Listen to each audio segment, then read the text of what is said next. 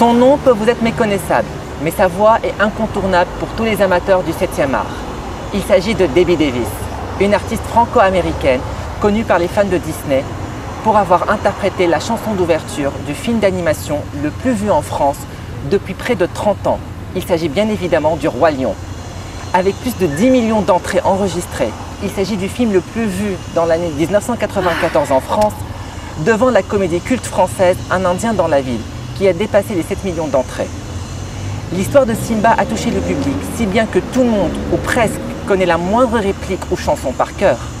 Mais de tous les moments marquants de ce film, il y en a un qui est devenu mythique. C'est le moment de l'ouverture du film sur l'histoire de la vie. De par ses images époustouflantes et l'interprétation magnifique en version française de la chanteuse Debbie Davis.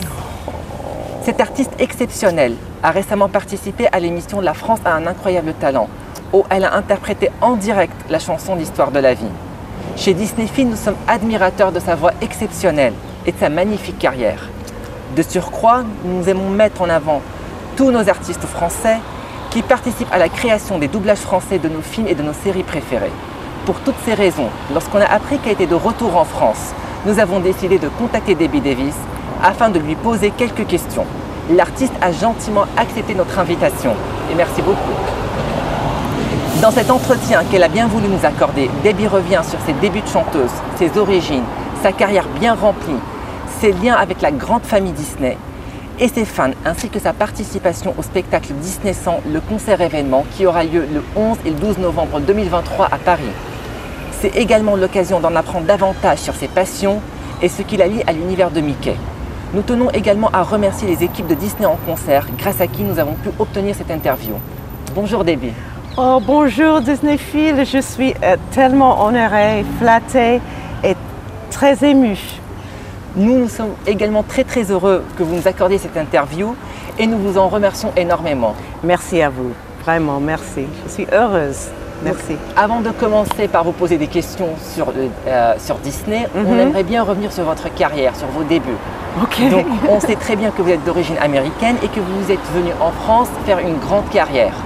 Oui. Pouvez-vous un petit peu nous parler de votre enfance, de vos passions et de votre formation d'artiste?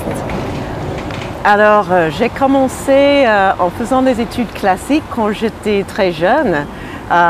J'ai eu l'occasion de venir en Europe avec un troupe qui faisait de la musique dans des endroits en Suisse.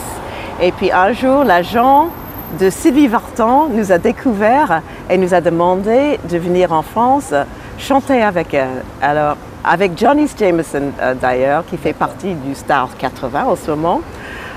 Donc on est reparti pour la France avec Vartan et puis de là l'aventure a commencé. De Vartan à Hallyday, Sardou, Goldman, tout le monde.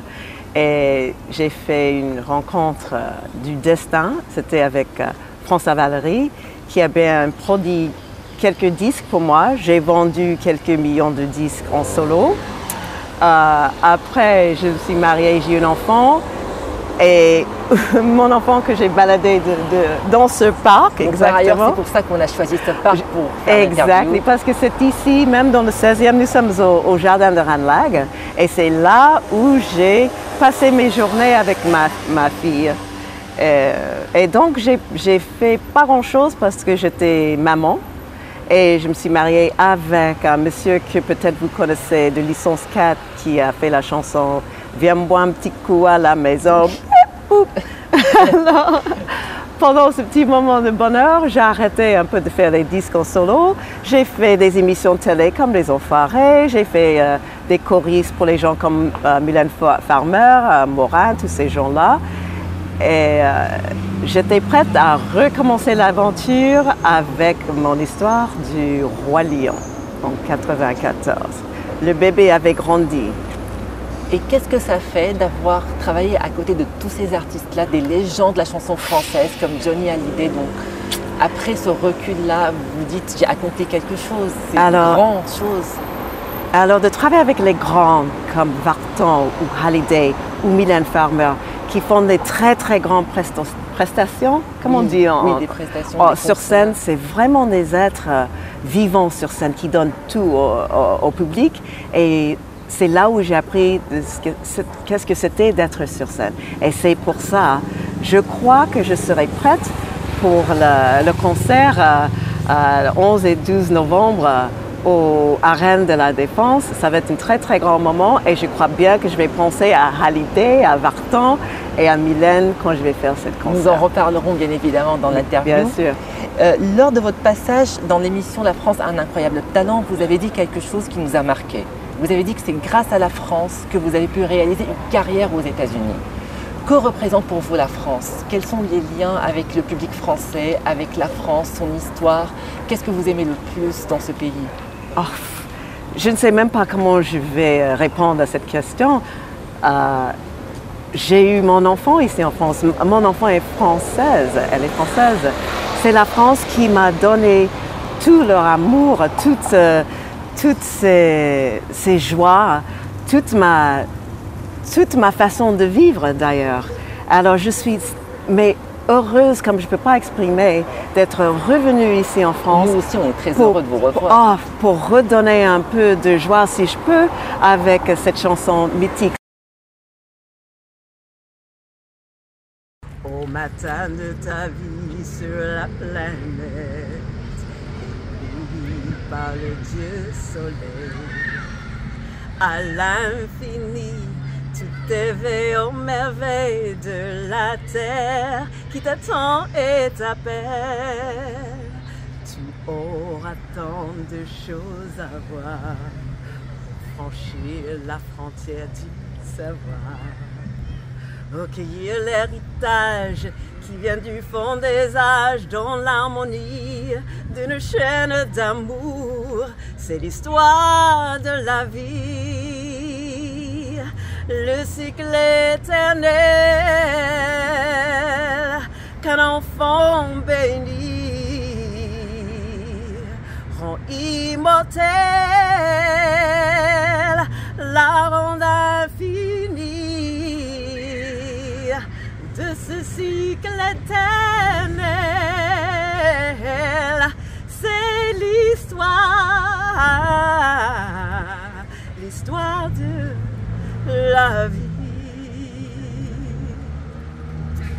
La fête ici, d'être ici dans ce jardin avec ma maman qui est à côté et de parler de mon passé et tout ce que la France m'a donné me rend vraiment très très Vous avez très vécu très ici heureux. dans le 16e? J'ai vécu dans le 16e pendant 15 ans, oui. C'est mon quartier. Alors là, je suis toute émue parce que c'est la première fois que je viens ici depuis très longtemps. Donc après toute cette grande carrière Oui. dont vous nous avez parlé, Oui. il y a eu Le Roi Lion. En 94, c'était le grand film. Personne ne pensait que ça allait être un si grand film. Moi non plus. Donc, en fait, la question c'est comment vous avez été rapproché par Disney France? Est-ce que c'est Disney qui vous a contacté ou bien vous avez entendu parler du film et grâce à votre agent, vous les avez contactés? C'est une très très bonne question. La raison simple, c'est parce qu'il n'y avait pas une chanteuse française qui arrivait à chanter la première note. Au matin de ta vie, parce que c'est très bas. Alors c'est pour ça que je l'ai eu.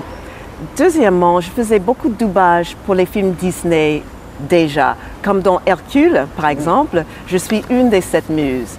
Donc j'étais déjà connue par les gens qui font des doublages de tous les films Disney.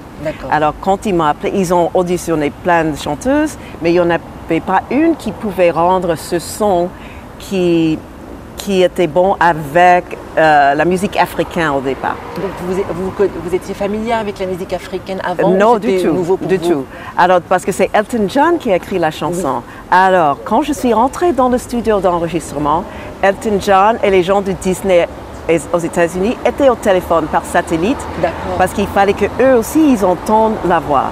Parce que chaque fois qu'on double une chanson Disney, il faut que ça soit presque exactement comme la version originale. Donc vous n'avez pas de liberté sur la façon d'interpréter, il fallait que ça colle sur la version mais originale. Heureusement, parce que c'est pour ça que la chanson est mythique. C'est au-delà de moi. Moi, j'étais seulement la véhicule pour que la chanson puisse passer. Et vous l'avez très bien fait passer parce que c'est une chanson qui est entendue par des millions et des millions de personnes. Je savais pas. La bande originale du film Le Roi Lion, c'est en français l'une des plus écoutées en France. C'était un cadeau du ciel pour moi. vraiment un vrai cadeau parce que s'il y avait une autre fille qui allait, ils n'allaient pas prendre une américaine pour chanter la chanson en français. Ce n'était pas leur première pensée, Oui. Disney. Mais quand ils me connaissaient, par mes disques, avec le travail que j'avais fait sur scène avec les grandes, avec les doublages de films Disney, au dernier moment, ils ont dit on va appeler Debbie Davis et on va voir ce que ça donne. Alors voilà. Et comment s'est passé l'enregistrement de la chanson? Est-ce que vous avez vu le film? Est-ce qu'on vous a parlé de l'histoire du film? Non, parce qu'ils ne voudraient pas. Par exemple, quand j'ai fait Hercule, une des 7 muses de Hercule, il y avait le film, les images devant moi, il fallait que je suive les moments, il y avait le sous-titrage. Voilà, donc je savais de quoi le film parlait. Mais avec Disney, pour vraiment être dans l'univers de la chanson seulement, pas le film, ils ne voudraient pas me distraire avec les images. Parce qu'imagine si j'avais vu ces images avec tous les animaux qui arrivent et Simba, peut-être ça allait être un peu trop pour moi.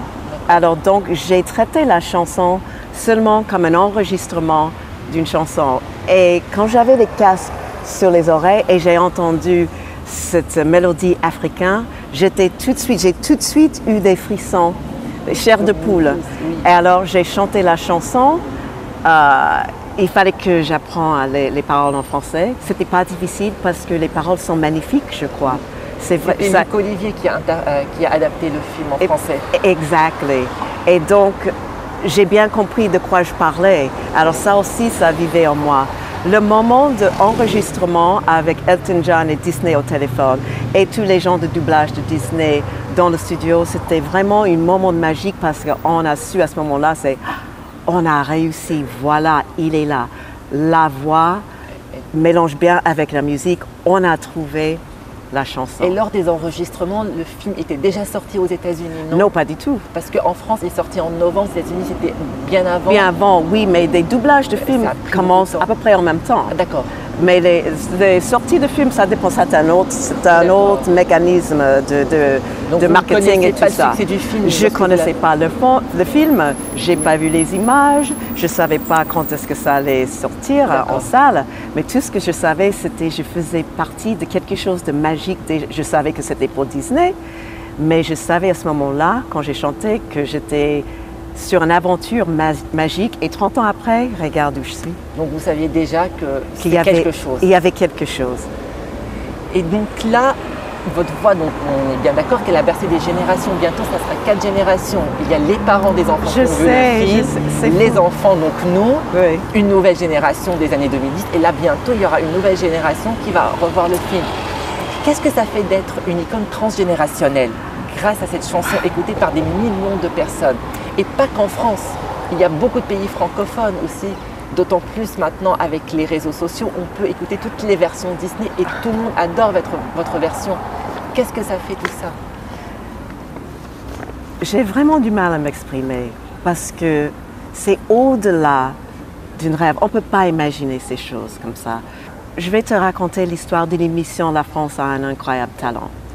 Alors, j'ai filmé cette émission pendant toute la journée. C'était très long, mais je suis professionnelle. Je sais très bien comment il faut faire la télé. J'en ai fait plein.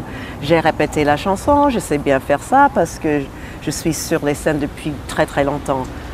Tout s'est bien passé jusqu'au moment de l'enregistrement de l'émission. Je rentre sur scène. Ils présentent le jury, tout ça. La musique commence. Et je vois la réaction du public. Et là, c'était trop pour moi. J'étais pas prête pour cette... j'étais pas prête. Alors, j'étais tellement émue que j'arrivais même pas à chanter.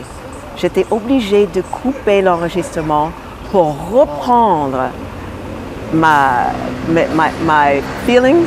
Et vos sentiments. Et parce que le public était trop ému. C'était trop d'amour, si tu dis, qui venait vers moi de la salle où il fallait que je reprenne la chanson deuxième fois. Et c'est ça ce que vous avez vu à la télé finalement? Parce que nous, en France, vous savez très bien, on est très attachés à la version française. Oui. On cherche toujours le nom des comédiens, parce qu'on était petits, à la fin, dans le carton de doublage. Oui. Mais comme on était dans les années 90, on n'arrivait pas à mettre des images sur les personnages Et oui. et sur les personnes qui font les voix. Mais Et grâce oui. à cette émission, on vous a découvert. Et voilà. Et c'était quelque chose, vous avez vu, ça a eu un grand succès, ça a Oui. été repris par de nombreux médias, dont le nôtre. On a Je fait un sais. article là-dessus. Je sais. Votre vidéo, elle a dépassé les 2 millions de vues sur les réseaux. C'était la folie. Et moi, je ne savais pas. Et donc, pour vous, est-ce qu'il y a un avant et un après cette émission?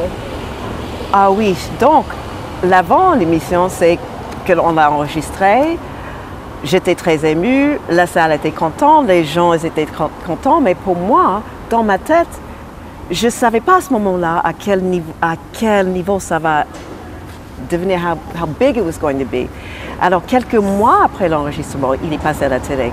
Moi, j'étais à Los Angeles et j'avais les nerfs. J'ai dit, oh là là, est-ce que c'était bien? Est-ce que c'était terrible? Est-ce que je ne savais pas si j'avais bien chanté ou non parce que j'ai rien vu. Alors, le lendemain de la passage à la télé en France, mon téléphone aux États-Unis a commencé à ding, ding, ding, ding, ding partout. Et c'est à ce moment-là où j'ai su que c'était un très grand succès. Ce moment à la télé, mais je ne pouvais pas le croire. Et là, regarde, je suis là encore un an après ici, avec vous. Vous parlez de votre téléphone qui a sonné. Nous aussi, entre fans, on a reçu des messages de partout. Tout le monde a envoyé la vidéo, tout le monde disait, mais la voix du Roi Lion, elle est là, elle chante la chanson, on est très contents. C'était TikTok, Instagram, Facebook, Twitter, les articles, et c'était la folie. Tous les médias. Tous les médias. Et moi, j'ai pensé que ça allait être une simple télévision où je chante ma chanson pour faire plaisir aux gens dans la salle. Et après, j'allais partir à Los Angeles et c'était tout. Vraiment, je ne pouvais même pas rêver de l'effet que cette émission de télé avait sur ma carrière maintenant. Mais nous aussi, on est très très contents. Et en fait, j'ai juste une question. Comme vous l'avez dit, vous êtes américaine, donc vous parlez anglais. Oui. Donc, je pense que vous avez vu Le Roi Lion en anglais. Oh oui, bien sûr.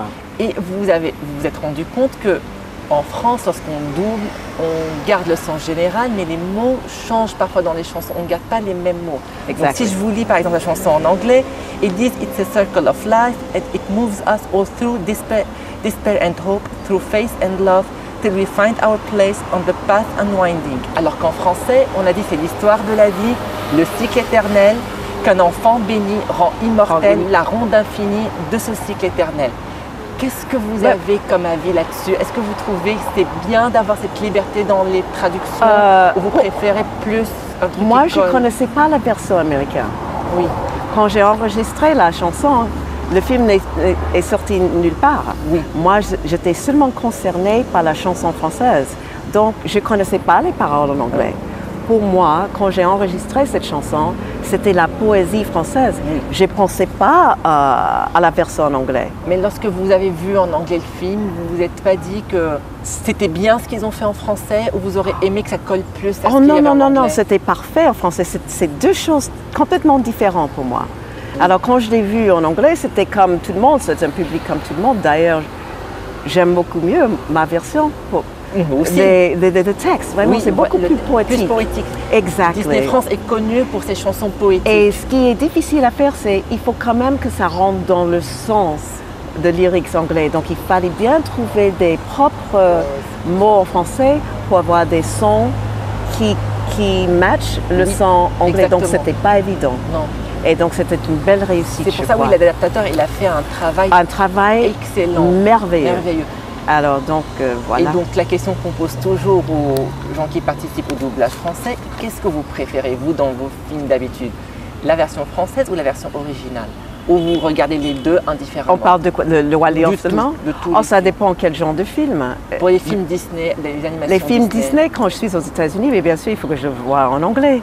Vous n'avez pas la curiosité d'essayer de voir un peu en français? De temps en temps, like Frozen. Ou La Reine des Neiges. La Reine des Neiges, j'ai vu en français, juste pour voir si la chanteuse était à la hauteur de Je sais très bien que vous aimez bien La Reine des Neiges. Ah oui, il faut quand même que je regarde un peu de temps en temps. Mais bien sûr. Des livrets, vous connaissez très bien. Oh, tout le monde. Si je pouvais chanter Frozen, let it go, yeah. every singer wants to sing that song. Bien Donc sûr. ça, ce film-là, j'ai bien vu en français, juste pour entendre. Et aussi tous les films, il y a Cerise. Cerise Calixte qui fait Oui, Diana. ah, quelle chanteuse. Donc j'écoute tout ce qu'elle fait. Parce Elle que... fait la petite sirène maintenant. Ah oui, c'était génial. Oh là là, quel amour de fille. Je suis contente pour elle. Et sa voix est magique. Elle a vraiment la voix Disney. D'une princesse. Ah bah oui, mais c'est une princesse. Voilà. On adore Cerise. Bonjour Cerise. Mouah, mouah, mouah. Tous Yes. Cerise, on va la retrouver dans Disney en concert. Ah oui. Comme on le sait tous, en novembre prochain, à l'occasion des 100 ans de Disney, vous allez participer au concert Disney 100 Oui. en interprétant la magnifique chanson L'histoire de la vie à Paris. Oui. Oui.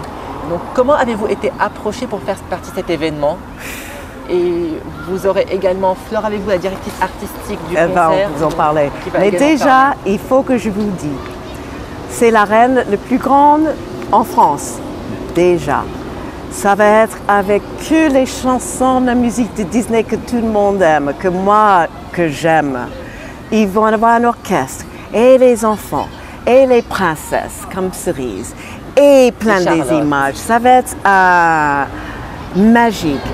Avant qu'on dise quoi que ce soit, je suis tellement heureuse d'en faire partie de ce spectacle dans le plus grand arène de la France déjà, avec plein de chansons de Disney que tout le monde aime, avec les chœurs, avec l'orchestre, avec Cerise la princesse, avec les images.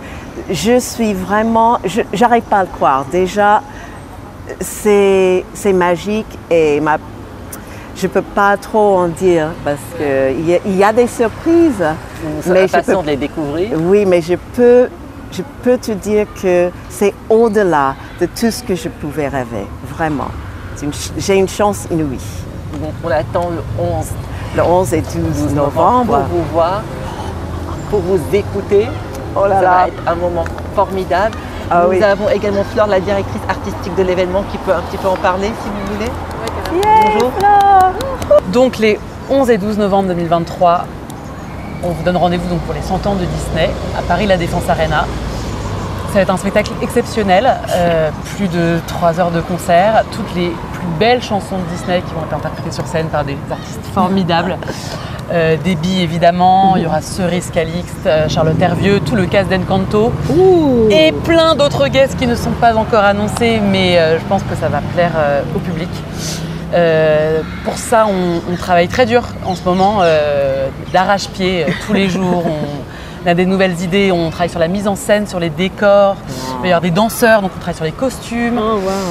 Voilà, on a beaucoup d'idées, beaucoup de travail en tout cas pour que ça soit le plus bel événement possible et rendre hommage à ce monde merveilleux de Disney. Donc on est ravis en tout cas d'avoir Debbie avec nous pour ce spectacle exceptionnel. Oh yeah, I can't wait. Donc en parlant également donc, de votre origine américaine, donc ça veut dire que vous aimez bien l'anglais. Avez-vous pensé à vouloir doubler quelque chose avec Disney aux États-Unis?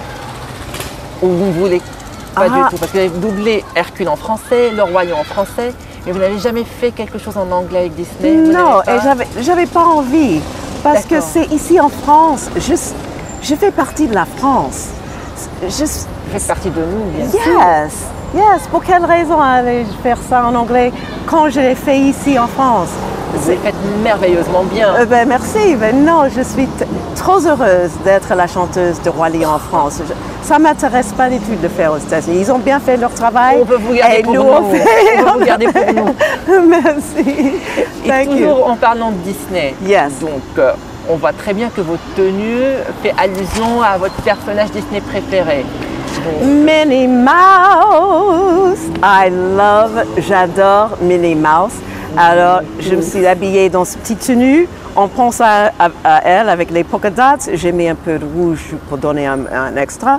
Je ne sais pas si vous voyez les chaussures, mais non, je ne vais pas faire ça. Mais bon, c'est mon caractère préféré du Disneyland, c'est Minnie Mouse. Et voilà, En parlant de Disneyland, yes. Donc, vous avez pas mal de souvenirs aussi avec Disney, avec les événements que vous avez fait à Disneyland Paris. Vous pouvez nous en parler un peu plus de ces événements? Bon, je vais commencer par la première fois que j'ai vu le film Le Roi Lion. C'était au premier, sur le Grand Théâtre, sur les Champs-Élysées. quand je suis rentrée dans la salle avec ma fille, qui avait peut-être 4 ans, j'ai vu le film pour la première fois, j'ai vu les images et ma voix dans une grande salle et j'ai failli tomber par terre. J'étais tellement émue et je ne pouvais pas tomber par terre parce que j'avais ma petite fille, toutes ses copines, parce que j'étais devenue la maman Disney de toutes les copines de sa classe. Alors de là, d'être la chanteuse de Roi Lion, j'ai eu toutes les occasions d'y aller dans Disneyland Park, autant de vedettes si on peut. Alors donc en 1994, il y avait quand même des débuts, il y avait des lancements de rides, des attractions différentes. J'ai fait partie des soirées privées dans Disney où j'ai vu tout ce qui se passe, où les gens ne voient pas. J'étais dans l'hôtel avec ma fille pour Noël, où on a vu tous les caractères, les personnages Disney partout dans l'hôtel. Et puis on est allé dans la parc comme si c'était à nous. J'ai vraiment que des très très bons souvenirs de Disneyland Park. Et là, il y a quelques jours, j'étais avec ma maman. On a retrouvé la photo sur les réseaux sociaux. Ah oui, on était tellement contents parce que je me suis sentie comme chez moi. Et it's the happiest place on earth. Comme on dit en français. C'est le meilleur endroit sur Terre. C'est le meilleur endroit sur Terre? Ben oui, c'est vrai en plus. Oui. The happiest place in the world. Le plus magique, le plus heureux. Yes, c'est très magique. Donc ce lieu est magique pour moi. Et chaque fois que j'ai l'occasion de venir à Paris, je fais un petit saut au Disneyland Park sans hésitation. Et vous habitez à Los Angeles, donc vous êtes déjà allé à Disneyland? Oh, plusieurs fois.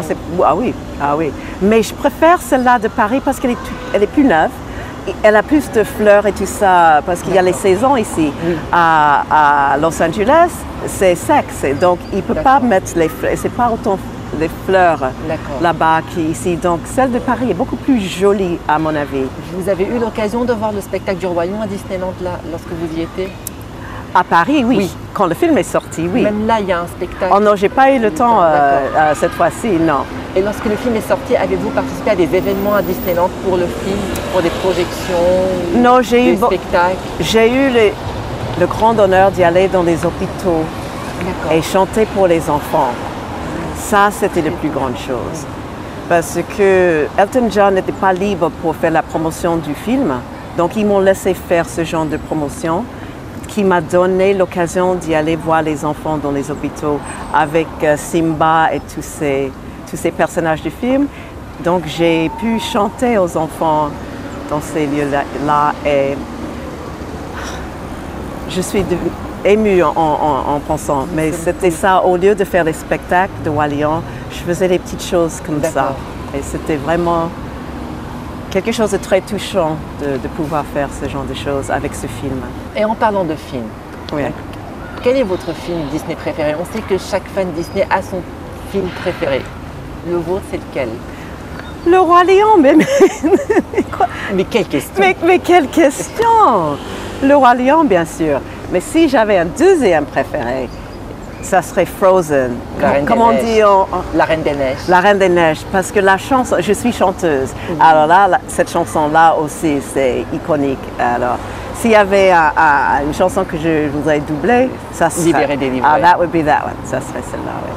Oui, parce qu'on vous imagine avec cette chanson, vous avez une voix magnifique. Oui, mais le Roi Lion, c'est pas le Roi Lion. Number one. Parce que vous savez très bien que maintenant, il y a de moins en moins d'éditions physiques de DVD, Blu-ray. Oui. Mais le seul film en France qui est sorti en Blu-ray 4K, c'est Le Roi Lion. C'est Le Roi Lion. Le seul film d'animation Disney. Donc ça veut dire qu'il y a quelque chose. Cadeau du ciel encore. Voilà, c'était un grand cadeau du ciel pour moi. Mais bien sûr. Ça, on est tous d'accord là-dessus. Bah oui. Et est-ce que vous avez un dernier mot pour les amateurs du doublage français de Disney, pour vos fans et pour les lecteurs de Disneyfield? Merci beaucoup Disneyfield pour cette invitation d'être ici avec vous. Grâce à vous, j'existe. Grâce à tous vos likes, tout votre amour, parce que on reçoit tous les commentaires, je lis tous les commentaires, je vois tous les cœurs, je vais avoir des frissons, des chairs de poule. C'est grâce à vous que je suis là et je vous remercie 10 000 thousand times. Thank you so much. Je vous adore, je vous aime et on se verra à très bientôt. Nous vous remercions, Debbie. Merci à toi. Un moment magnifique, merci, inoubliable Thank you. Et extraordinaire. Merci. Bye. Merci beaucoup. Bye. Merci.